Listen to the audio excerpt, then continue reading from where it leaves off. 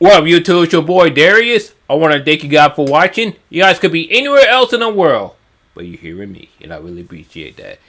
Make sure you leave a like, subscribe to your boy. If you guys have any recommendation, leave in the comment section. I'll get to it as soon as possible. What we're about to do right now, we're about to react to how Elgin Baylor saved the NBA. We are continuing on with the basketball journey. The other day I did Oscar Robertson. Oscar Robertson was incredible. But I want to continue on with the 60 NBA players. Elgin Baylor, he's an LA legend. You know what I'm saying? He passed away last year. But I find out that, he's not really talked about as much as other Lakers greats like Kobe, Jerry West, Kareem Abdul-Jabbar, Shaquille O'Neal, Magic Johnson, even even now with LeBron. But what we're gonna do? But we gotta check out Elgin Baylor. Let's get to it. And we do it about Baylor was the biggest name in Washington D.C. basketball when I was growing up.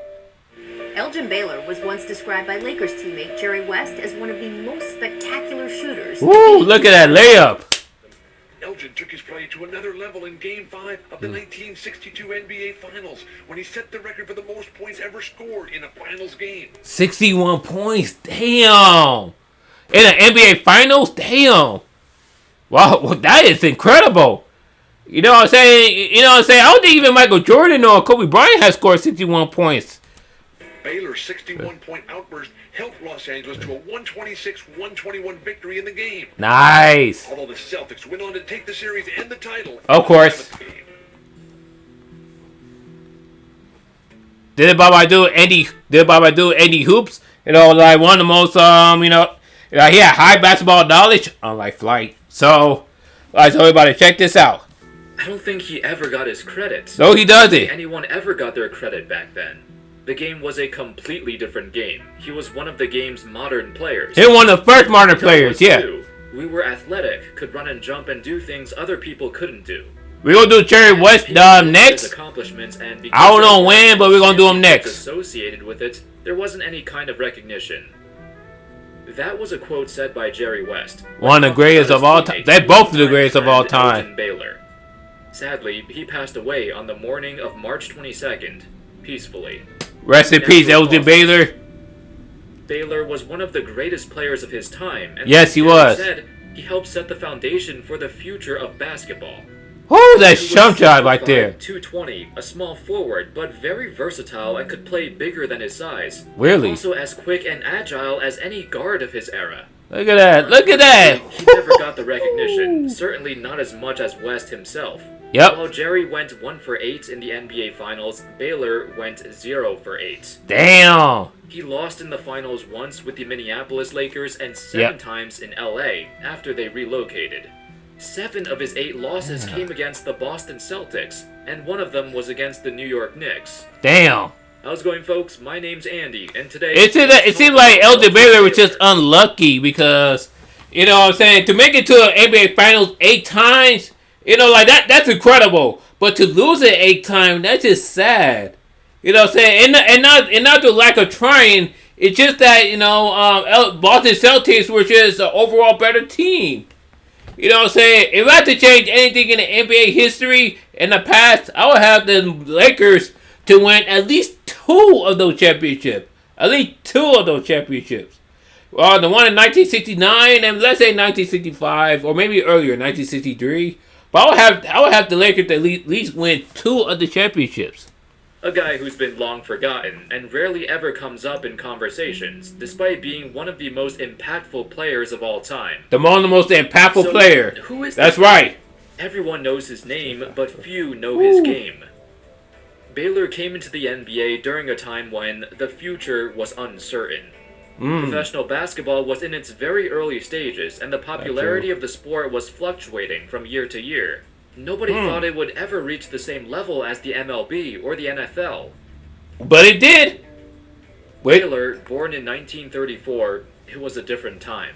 Yeah, it was. In D.C., like many other places back then, it was segregated. Despite growing up... How the hell the natural capital is segregated? That just shows that it's just the mindsets of America at the time. It's just, what the players in the 50s and the 60s and maybe in the 70s, what they had to go through with the racism.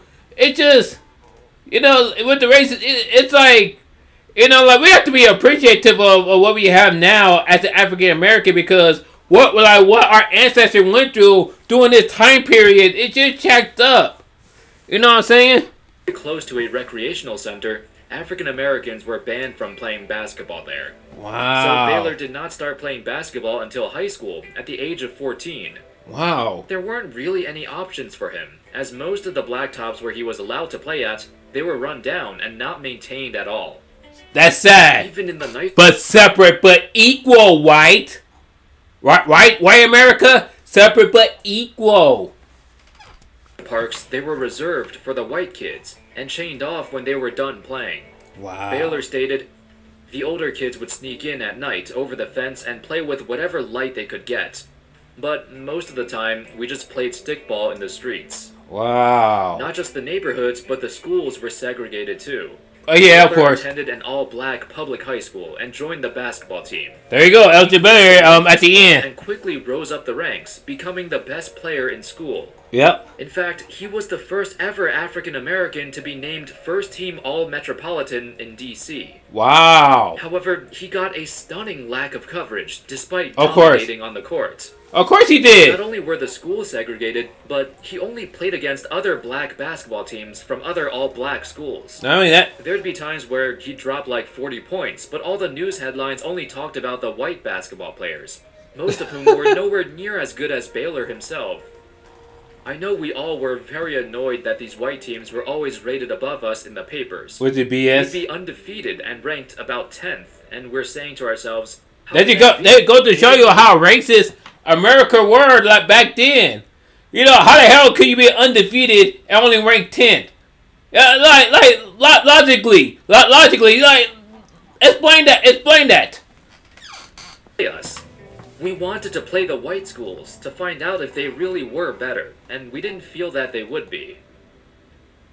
However, Baylor and his team at Spingarn High School overcame this. He forced everyone to pay attention to him.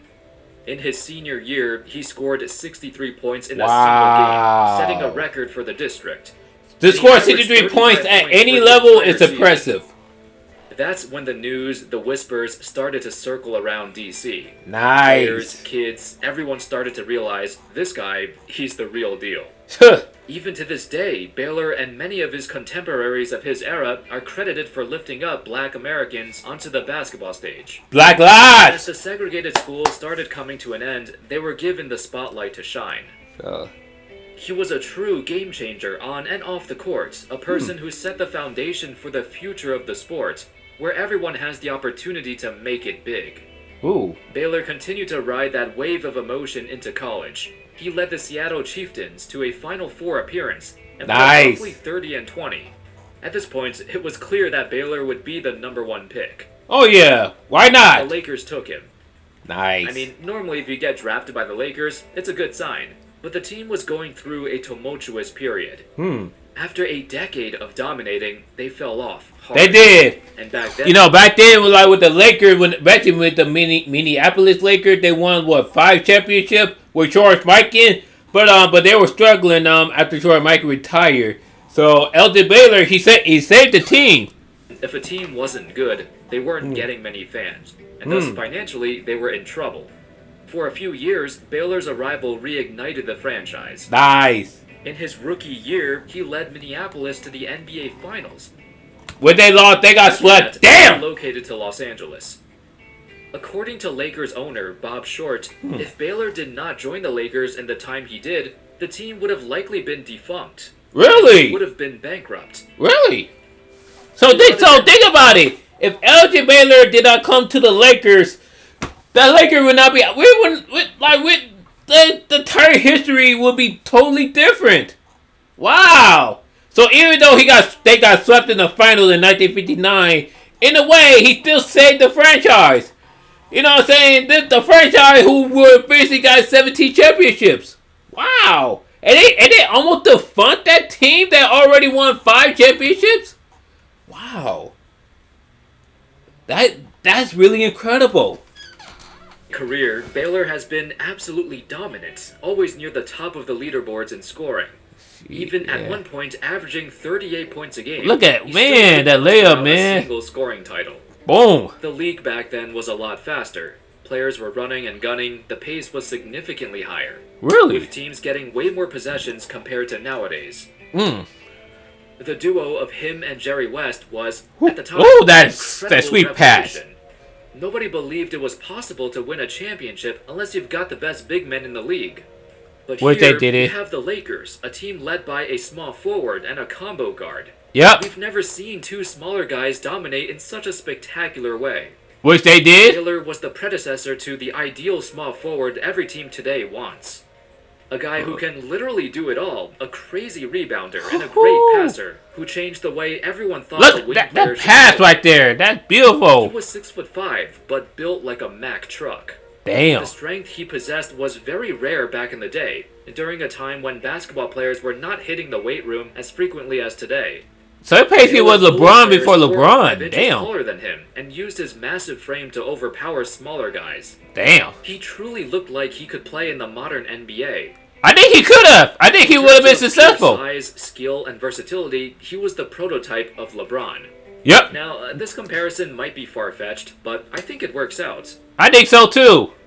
Anyway, while Jerry West was considered the best player on the team, Baylor was not too far behind.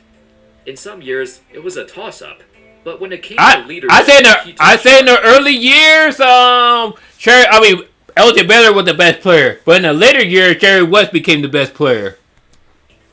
From an ESPN article, it stated, "For most of his career, Baylor was the team leader off the court. He was the focus of most conversations. He was the one who began discussions, turned them joyfully into arguments, and then made the final judgment of the disputes, whether whimsical or serious."